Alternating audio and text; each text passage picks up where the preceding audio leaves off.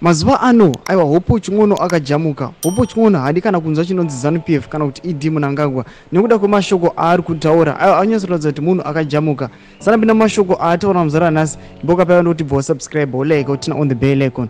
Ndi hopo ching'ono munomuziva mutapi wenhau anouya paendo pake onyora achiti the answer to this question is a big and equivocal no. The Zimbabwean constitution allows citizens to protest against the government and to petition it. It is legal to do so, and it is the only language that ZANU-PF understands.